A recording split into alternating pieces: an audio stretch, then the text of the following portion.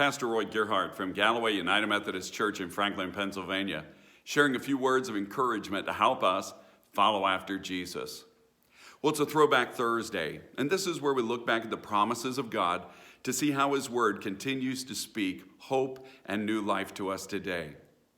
In the Gospel of Luke in chapter 19, Jesus describes the purpose of His mission, and He does that in the home of Zacchaeus.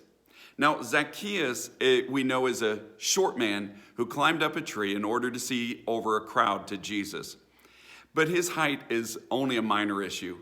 The real story is that he is a tax collector, and Jesus went to his home to see him redeemed. Now, what makes that so outstanding is that tax collectors are regarded as the absolute worst kind of sinners to the people in that time and place, because they were treacherous. They were traitors to their own people working for the enemy. And so they were looked upon as people who were unredeemable, the worst. Yet Jesus went to Zacchaeus' home. And when Zacchaeus made a turnaround, turning his life over to God to reject his wicked life and to pursue God's righteousness, Jesus said, "I've come to seek and to save those who are lost." That's his mission. That's the heart of God, to seek and to save those who are lost. Well, how far will God go to reach someone who is lost? Well, Zacchaeus gives us a picture of that in real life, that God was willing to seek after someone that everyone else had written off as a lost cause.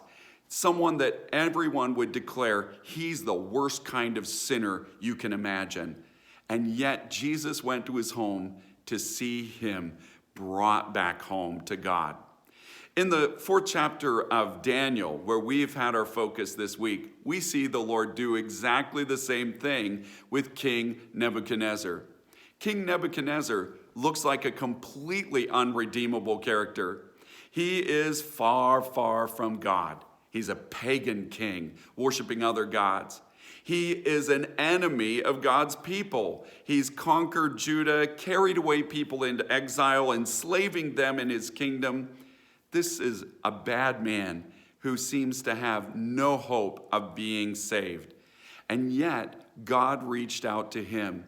He had reached out to him through Daniel, who showed him the real living presence of God, so that King Nebuchadnezzar looked at Daniel and said, "You have the spirit of the Most High in you, the spirit of the Holy God."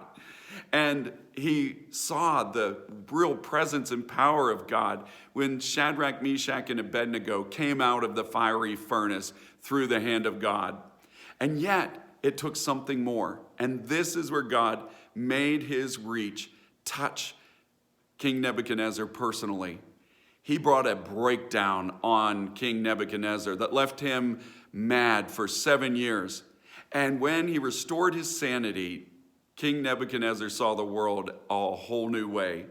He had been humbled before God. His pride and vanity had been destroyed. And now he looked to God as the Most High.